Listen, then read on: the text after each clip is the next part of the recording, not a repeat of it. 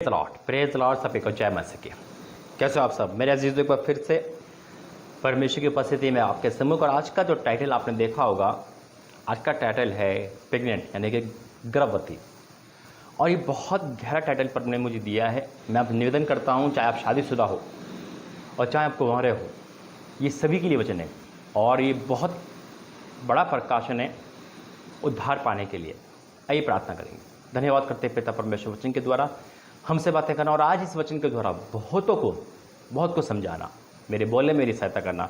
एक भी वर्ड मेरे ओर से ना हो, सब तेरी पवित्र आत्मा के द्वारा हो। यीशु मसीह के नाम से मांगता, आमीन। परमेश्वर धन्यवाद करता हूँ मेरे अजीजों की, जिसने ये संदेश मुझे दिया, ये सेरेमनी दिया, ये प्रकाशन दिया और वो आप तक पहुँचा। आज का जो टाइटल है मैंने बताया है वो है गर्भवती। और आप कहोगे भाई शादीशुदा के लिए वचन है। मैंने कहा ये सबके लिए है। बिल्कुल ये सबके लिए है, चाहे आप कुंवारे हो, चाहे आप शादीशुदा हो, चाहे शादी होने वाली हो। हालेलुया, ये सबके लिए है। और मैं प्रभु की अगुवाई से ये मुझे प्रभु ने बस में मुझे ये प्रेरित करा इस वचन के लिए। था पहले से, लेकिन वचन में मुझे बात करी और कैसे प्रभु ने इस टॉपिक पे बात करी और कैसे ये वचन सबके लिए है, सबको बताऊंगा। पहली बात मेरे से, तो गर्भवती यानी कि प्रेग्नेंट, जब कोई लड़का लड़की यानी कि जो शादी करते हैं, है ना, तो शादी खुशी होती है। और उस खुशी के बाद बड़ा अच्छा पल होता है जब कोई संतान को जन्म देता है। हालेलुया। बहुत से लोग हैं जो संतान को जन्म नहीं दे पा रहे। परमेश्वर उनकी मनोकामना पूरी करे, उनके जीवन में संतान का सुख मिले। आमीन। रिसीव करे, बोले आमीन। और बहुत अच्छा लगता है कि जब खुशी खबर मिलती है ना, और लोग फ़ोन करते हैं, भाई घर में लड़की हुई है, लड़का हुआ है, पर उन्हें संतान दी है, चाहे शादी के 1 साल बाद हो, चाहे 5 साल बाद हो, इनके शराब भी तोड़ा है, तो बहुत खुशी मिलती है। माँ बाप को बहुत खुशी मिलती है। घर में बहुत एक नन्हा मुन्ना सा एक मेहमान घर में आता है तो खुशियाँ होती है ना। और बहुत लोग इसको सेलिब्रेट करते हैं। और बहुत अच्छी बात है कि परमेश्वर क्या करते हैं, 2 से 3 कर दिया। लेकिन कई बार ऐसा होता है कि खुशी रुक जाती है ना, साल दर साल 5 साल रुक जाती है। फिर माँ बाप और घर वाले परेशान हो जाते हैं, भागा दौड़ी करते हैं, डॉक्टर को दिखाते हैं। डॉक्टर की रिपोर्ट में आता है कि अब ये माँ नहीं बन सकती, आप कभी पिता नहीं बन सकते, कि आप में कमी है, फिर संभव नहीं है। फिर परमेश्वर प्रकाशन देते हैं, चमत्कार करते हैं और फिर संतान होती है। हालेलुया। तो परमेश्वर हर कपल से जीवन में ये सुख दे, ये मेरी कामना है, प्रार्थना है, प्रभु यीशु मसीह के नाम में आमीन। लेकिन अब बात आती है, मैं आपको संतान की आशीष प्रभु ने दे दी आपको, लेकिन बात आती है कुछ और मेरे अजीजों। बिल्कुल, अब बात क्या आती है ये आपको समझना है वचन के तहत, कि मैं प्रभु ने टॉपिक क्या लिया है और मैं टॉपिक पे किस पे बात करूंगा। ये बहुत गहरा वचन है। आइए वचन के लिए प्रार्थना करेंगे। धन्यवाद करते हैं पिता परमेश्वर, आज सबकी आंखें खोलना, ताकि सबके जीवन से ये संकट, ये दुख, ये परेशानी दूर हो और अपने अपने गुनाहों का अंगीकार करें। वचन के द्वारा हम सब क्या खोलना है, यीशु मसीह के नाम से मांगते हैं, आमीन। अब मैं आपको बताता हूँ मेरे अजीजों, जो आज का जो टाइटल लिखा है ये सबके लिए क्यों ज़रूरी है, क्योंकि मैं वचन के तहत आपको बताऊंगा प्रभु की अगुवाई से। और पहला वचन नहीं, मैं जब पढ़ूंगा आप समझ जाओगे कि आज का टाइटल है, और कोई भी छोड़ के नहीं जाएगा, क्योंकि ये शादीशुदा के लिए भी है और कुंवारे लोगों के लिए भी है। हालेलुया। वचन लंबा होगा लेकिन आपको सुनना पूरा पड़ेगा, क्योंकि परमेश्वर का प्रकाशन है। जो पहला प्रभु ने वचन दिया है मुझे, वो है व्यवस्था विवरण 5 अध्याय, उसका 17 पद, यानी कि 17वां वचन। व्यवस्था विवरण 5 का 17, पेज नंबर 222। वचन कहता है, तू हत्या ना करना। अब आपको समझ गए होंगे कैसा वचन है, क्या प्रकाशन है। तू हत्या ना करना। हत्या का हम सब समझते हैं, हत्या है ना, मर्डर जिसे कहते हैं। लेकिन यहाँ पे बात हत्या की नहीं, विश्वासघात की है। अब मैं आपको बताता हूँ प्रभु ने वचन क्यों दिया। मेरे जी, तो कई बार शादी के बाद बहुत कपल्स में, यानी कि बहुत शादीशुदा लोगों में संतान नहीं हो पाती। बहुत कारण होते हैं, लेकिन कुछ कारण उनकी गलती के होते हैं। अब वो कारण क्या है? यहाँ वचन कहता है तू हत्या ना करना, तू हत्या ना करना, है ना। अब सुनो बात, हत्या ना करना। आप कहोगे भाई हमने कोई भी हत्या नहीं करी। अब मैं बताता हूँ किस हत्या की प्रभु ने बात करी है। 2 किस्म की हत्या, जैसे कि मर्डर हो गया, एक होता है विश्वासघात, है ना। विश्वासघात की बात मैं बाद में करूँगा, लेकिन मैं हत्या की करता हूँ। तू हत्या ना करना, तू हत्या ना करना, प्रभु ने चेतावनी दी है। देखिए क्या होता है, जब शादी माँ बाप करते हैं बच्चों की, तो कपल्स क्या करते हैं, जो कभी कभी क्या होता है, वो फैमिली प्लानिंग नहीं कर पाते, है ना। और वो डिसाइड करते हैं कि जब पता चलता है कि किसी की पत्नी प्रेग्नेंट है, गर्भवती है, खुशी खबर है, तो क्या डिसाइड करते हैं कि अब हमें संतान नहीं चाहिए और वो अबॉर्शन करा देते हैं। सुनना गौर से, वो अबॉर्शन करा देते हैं, हत्या कर देते हैं, क्योंकि फैमिली प्लानिंग नहीं है, अभी उनके पास ये तो पैसे नहीं है सेटलमेंट होने के, या अभी उन्होंने कुछ सोचा नहीं, लेकिन फिर भी क्या कहते हैं, फिजिकल के बाद प्रेग्नेंट इंसान लड़की हो गई, यानी कि शादी के बाद पत्नी हो गई, लेकिन वो डर गए। अब क्या करें कि अभी तो हमने सोचा नहीं था, 5 साल तक हमने नहीं सोचा कि बेबी नहीं होगी, लेकिन फिजिकल होता रहेगा लेकिन बेबी नहीं होगी। लेकिन जब बेबी ब्लेसिंग परमानेंट दे दी तो उस ब्लेसिंग को लात मार कर आप क्या करते हो, लात मार के नहीं बल्कि हत्या कर देते हो बिना कुछ सोचे। वो श्राप पड़ता है और उसके बाद क्या होता है पता है, ये तो संतान नहीं होगी, फिर आप भागोगे। अरे उन माँ बाप से पूछो जिनके संतान नहीं होती, और जो प्रभु आपको दे रहा है आपने उसे लात मार दी, आपने उसकी हत्या कर दी, परमेश्वर की आशीष को आपने हत्या कर दिया।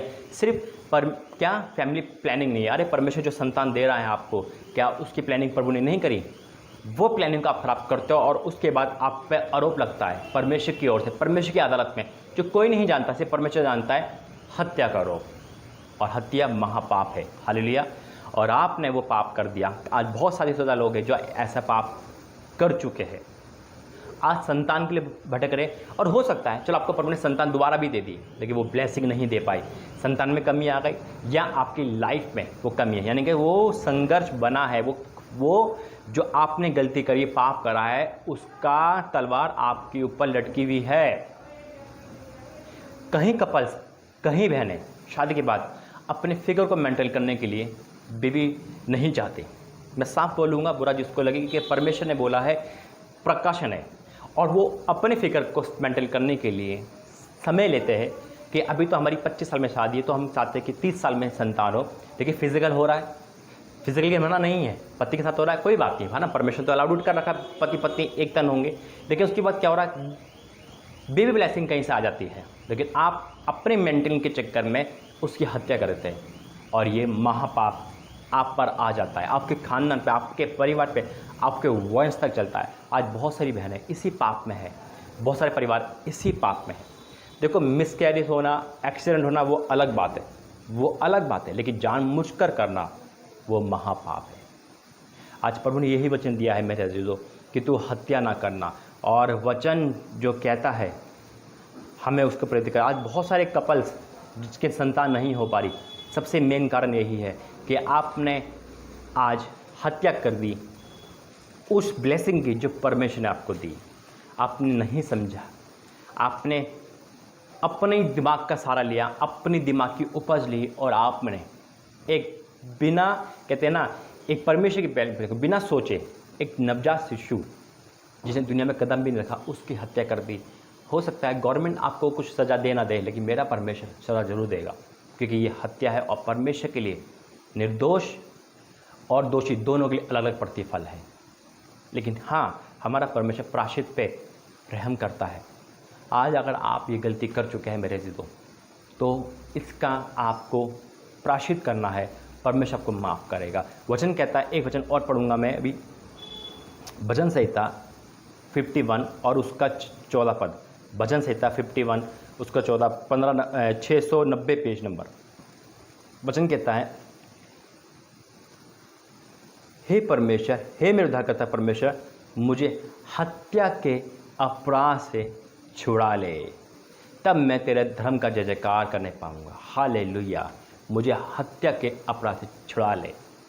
फिर वही बात बोल दी, हत्या के अपराध से। मेरे अजीजों, परमेश्वर जानता है। हम कहेंगे हमने तो एक मच्छर भी नहीं मारा, हत्या तो बहुत दूर की बात है, लेकिन यही हत्या है। अब मैं आपको दूसरी हत्या की बताता हूँ, जो है विश्वासघात, जो है विश्वास, यानी कि किसी के पीठ पीछे छोड़ा घूपना, वो भी हत्या है। और वो हत्या करते हैं खासकर कुंवारे लड़का लड़कियाँ, बिल्कुल मेरे अजीजों वो करते हैं, क्योंकि वो क्या हत्या कर रहे हैं, सबसे बड़ी हत्या करते हैं वो अपने माँ बाप के, उनके विश्वास की। माँ बाप ने उनको पढ़ने के लिए स्कूल, कॉलेज या फिर कहीं और भेजा विश्वास से, लेकिन वहाँ आप क्या कर रहे हो, आप हत्या कर रहे हो माँ बाप के सपने की, माँ बाप के विश्वास की, प्रेम की, और परमेश्वर की मंद की। अब वहाँ पे बॉयफ्रेंड बना रहे हो, फिजिकल हो रहा है। शादी से पहले कितनी बहनें हत्या कर चुकी है, कितने भाई इसका समर्थन दे चुके हैं, यानी मतलब गर्लफ्रेंड बना के, बॉयफ्रेंड बना के कितने लोग बर्बाद हो चुके हैं। आपको पता कि ये कोई गुनाह नहीं है, तो नॉर्मल है, क्योंकि परमेश्वर के नबी महापाप है। आपने विश्वासघात करा परमेश्वर के साथ, उसके मंदिर के साथ। एक पाप नहीं, एक के साथ कितने पाप करे आपने, अपने माँ बाप के साथ, अपने शरीर के साथ। शरीर को अर्पण कर दिया, पता है वो शादी करेगा नहीं करेगा, लेकिन फिर भी आप दीवाने हो गए, फिजिकल तक आ गया। उसके बाद आप अपने बॉयफ्रेंड से कहते कि मैं प्रेग्नेंट हो गई। वो क्या करता है, वो जाके ऑपरेशन करवा देता है, और आप सोचते हो कि मुझे किसी ने नहीं देखा, पैसे देखे मुंह बंद कर दिया। लेकिन मेरे परमेश्वर का कोई मुंह बंद नहीं कर सकता। आज जितने लोग कुंवारेपन में पाप कर चुके हैं, परमेश्वर उसका लेखा देगा। लेकिन मैं फिर कहता हूँ, प्रभु प्रायश्चित करने वाला है, क्योंकि मेरे अजीजों तो आपने हत्या कर दी है। किस किस की हत्या करी? जो लोग कुंवारेपन में ऐसा करते हैं, मैंने पहले बताया, पवित्र मंदिर की हत्या करिए, अपने शरीर की हत्या करिए, एक हत्या नहीं करी। फिर उस बिना कसूर के जो आपके जीवन में तो महापाप था, वो तो पाप का प्रतिफल था, वो परमेश्वर की ब्लेसिंग नहीं थी, वो तो पाप था। पहले पाप से पाप कमाया, पाप की मजदूरी मृत्यु थी, आपने डबल पाप कर दिया। फिर माँ बाप से पाप करा, और आपकी शादी आपके बॉयफ्रेंड से नहीं हुई, किसी और से हुई। आप तो कुंवारे नहीं रहे, आप तो फिजिकल के बाद अबॉर्शन तक आ गया। तो क्या आप अपने होने वाले पति को सच बोल सकते हैं? जिस चर्च में आप शादी करेंगे, क्या आप बोल सकते हैं? आपने झूठ बोल के शादी करी, पुलपिट को, चर्च को गंदा कर दिया, उसका श्राप आपकी पीढ़ी तक जाएगा। क्या आप इसको बर्दाश्त कर सकते हैं? हाँ, आपने गलती करी, प्रायश्चित करा, और आपने अपने पति को, अपनी पत्नी को सच बोल दिया, परमेश्वर माफ़ कर देगा। लेकिन आप एक लड़के हो, आपने भी काम कर रखा है, आपने चीट कर रखा है, लेकिन आप सच नहीं बोल पा रहे और आपने शादी कर ली, तो आपका श्राप भी आपके जीवन में आएगा। एक हत्या से, एक गलती से कितने आपने हत्या कर दी। माँ बाप ये सोच रहे मेरी बेटी पढ़ने गई है, डॉक्टर बनने गई, वकील बनने गई है ना, लेकिन वहाँ क्या कर रहे हो ये परमेश्वर जानता है। आपने होटल ग्रुप बुक करा के अंधेरा कर लिया, या कोई ऐसी जगह देख ली, कोई नहीं देखता, ये गलतफहमी में हो आप, मेरा परमेश्वर देखता है। वो को रोक रहा है, आपके पास बाइबल है, प्रार्थना है, लेकिन आपने बाइबल पढ़ना बंद कर दिया, आपने प्रचार सुनना बंद कर दिया, सिर्फ हवस के कारण, सिर्फ फिजिकल होने के कारण। और फिर एक से हुए, दूसरे से हुए, तीसरे से हुए, और आपने अपना मंदिर को, परमेश्वर के मंदिर को गंदा कर दिया। वचन कहता है जो परमेश्वर के मंदिर को नष्ट करेगा, परमेश्वर उसे नष्ट करेगा। आप खुद कर रहे हो। आज जितनी कुंवारी भाई बहनें, क्षमा मांगना मेरे अजीजों, क्योंकि पाप की मजदूरी भयंकर आती है, और मुझसे ज़्यादा कौन जानता, तोड़ देता है परमेश्वर। मजाक मत समझो, हंसी ठट्टा नहीं है। मेरा परमेश्वर पवित्र है। वो अगर आपको एक बार माफ़ कर दिया, दोबारा गलती करने का क्यों आप मौका ढूंढ रहे हो? वचन कहता है तू हत्या ना करना, वचन कहता है मुझे हत्या क्या पछड़ा ले। एक वचन कह कि मैं प्रार्थना करूंगा। आज ये वचन रोंगटे खड़े करने वाला है, और लेकिन आपको आज मैं विश्वास कहता हूं कि उद्धार आपके जीवन से कहीं नहीं जाएगा, लेकिन आज आप अंगीकार कर लोगे, प्रायश्चित कर लोगे मेरे अजीजों, तो यकीन मानना जीत आपकी है और आपके सारे गुनाह क्षमाया। लेकिन बहुत सारी बहनें ये सोच रही हो कि भाई फिजिकल तो हुआ, लेकिन हमारी बेबी नहीं हुआ, हम प्रेग्नेंट नहीं हो पाए, तो क्या ये अच्छा काम है? नहीं हो पाए कोई बात नहीं, लेकिन आपने ये नहीं कि आप प्रेग्नेंट वाले को ही जो प्रभु सजा देगा फिजिकल, यानी कि आपने हत्या तो कर दी, हत्या तो करी, अपना शरीर तो अर्पण कर दिया, तो क्या कोई आपसे क्या उम्मीद करेगा? माँ बाप को आप सच बोल सकते हो, पापा आपने मुझे पढ़ने के लिए भेजा था, मुझे ये बनने के लिए भेजा था, मैं वहाँ स्कूल नहीं गई थी, मैं वहाँ जॉब पे नहीं गई थी, मैं आपके पैसे खर्च कर रही थी, मैं लड़के के साथ थी। क्या आप सच बोल सकते हो? क्या आप होने वाली पति को अपने सच बता सकते हो? प्रैक्टिकल करके देखो, रोंगटे खड़े हो जाएगी। पाप करना आसान है ना, लेकिन सच बताना मुश्किल हो जाता है। आप कहोगे भाई सच बताएंगे तो कौन शादी करेगा? जो पवित्र होता है, जो परमेश्वर का जन होता है, वो शरीर से शादी नहीं करता मेरे अजीजों, वो आत्मा से शादी करता है। जो शरीर का भूखा होगा वो छोड़ देगा। आपको शरीर के भूखे की जरूरत नहीं है, आपको पवित्रता की ज़रूरत है। परमेश्वर ही है जो आपको बचा सकता है, क्योंकि फिजिकल होना उतना ही अपराध है जितना एक अबॉर्शन कराना, क्योंकि जड़ तो वहीं से शुरू होती है, कारण तो वहीं से है। और जरूरी नहीं है आपका फिजिकल हो, सिर्फ अगर आपने चैटिंग भी करी है, शरीर को गंदा भी करा है वीडियो कॉल की तरह, तब भी आपको वही सज़ा मिलेगी, क्योंकि पाप की मजदूरी मृत्यु है। क्योंकि आप हत्या कर चुके, विश्वासघात तो आ गया। माँ बाप ने आपको प्यार करके, पढ़ा लिखा के बाहर भेज रहे हैं, विश्वास है, आप विश्वासघात कर रहे हो। आप विश्वासघात कर रहे हो, आप कोई भी हो सकते हो, आप कुमारे हो सकते हो, शादीशुदा वाले हो सकते हो, परमेश्वर सबका न्याय करेगा, क्योंकि ये न्याय का समय चल चुका है और ये प्रभु ने मुझे खुद बताया है। क्योंकि मैंने जो पाप करे उसकी सज़ा मुझे मिल रही है और मिलती है, मैं देखता हूँ मेरे से, और मैं नहीं चाहता कि कोई भी पाप करे, क्योंकि पाप बर्बाद कर देता है और परमेश्वर नहीं छोड़ता मेरे से। आपको क्या यीशु मसीह माफ़ करते, यीशु मसीह माफ़ करते, लेकिन पाप का लाइसेंस नहीं देते।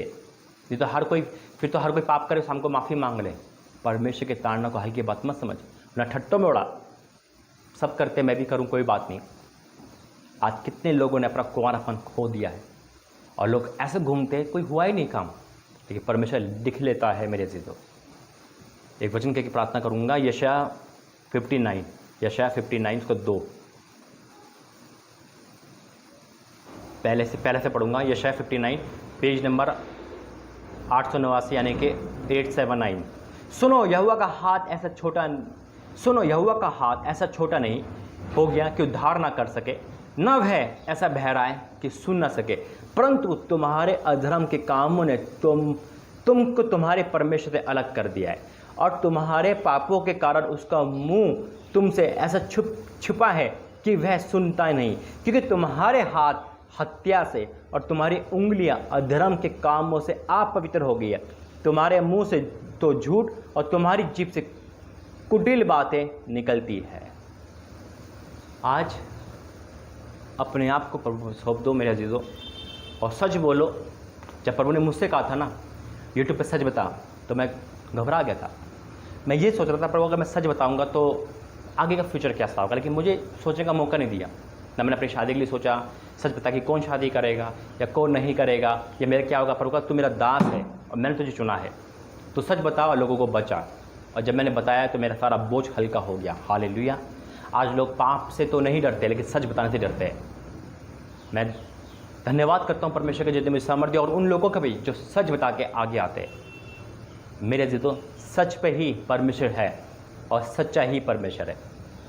आज प्रभु हमें और आपको यही इजाज़त देता है, अगर आप कुमार हो, शादीशुदा, अगर आपने विश्वासघात करा, हत्या करिए, खुलकर प्रभु के सामने आओ, क्षमा मांगो, मेरा परमेश्वर क्षमा करता है। नहीं मांगोगे तो वो क्या करेगा, उसका दंड, उसका मृत्यु हम पर आ जाती है कि पाप की मृत्यु, क्योंकि श्राप बन जाते पाप, और फिजिकल का पाप श्राप को लेके आता है। मेरे लिए मैं निवेदन करता हूँ हर एक लड़का लड़की, हर एक बड़े छोटे थे जो इस समय देख रहा है, प्रायश्चित करे, डरे नहीं, प्रायश्चित करे, परमेश्वर दया करेगा। आइए प्रार्थना करेंगे।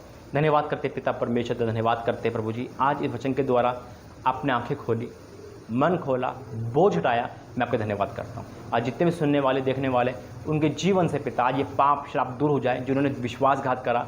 जैसे पिता मैं बुरा था, मैंने करा, मेरी सज़ा मेरे घर को मिली, मेरा घर पूरा तबाह हो गया, और आज भी मैं इस पाप से पिता परमेश्वर क्षमा मांगता हूँ, ताकि आप मुझे माफ़ करो। और आप जब मुझे माफ़ करा तो यहाँ बिठाया, मैं आपको धन्यवाद करता हूँ। उसी प्रकार आपने मुझे हिदायत दी, इन लोगों को बचा। तो पिता आज मैं बचा, आज मैं प्रार्थना करता हूँ इनकी बचने के लिए, हर एक, चाहे लड़का लड़की हो, चाहे बड़े छोटे हो, कोई भी हो पिता, जो हत्या के अपराध में आ चुके हैं, कुंवारेपन से लेकर शादीशुदा तक पिता, विश्वासघात से लेकर अबॉर्शन तक पिता, आज इनके जीवन से वो पाप शराब, वो सारी चीज़ हटा दे पिता, इनको क्षमा करके अपनाने पवित्र कर दे और सच बोलने की सामर्थ्य दे पिता। हाँ मेरे पिता परमेश्वर, आज एक एक के जीवन में तो चमत्कार कर, एक एक के जीवन में तूने प्रार्थना सुनी। धन्यवाद करते जो रो के प्रार्थना कर रहा है, प्रायश्चित कर रहा है, बड़ा हो, छोटा हो, कुमारा हो, शादीशुदा पिता, तुमको क्षमा करना और श्राप को दूर करना, ताकि इन पे संतान की आशीष, इन पे ब्लेसिंग, सब कुछ आ सके। हाँ और आमीन के साथ जितने लोग प्रायश्चित कर रहे हैं पिता, उनकी प्रार्थना का आंसर देना, यीशु मसीह के नाम से मांगते हैं। आमीन आमीन आमीन। God bless you. जय मसीह की। आपका प्रायश्चित प्रभु ने देखा, क्षमा करा, विश्वास करें। जय मसीह।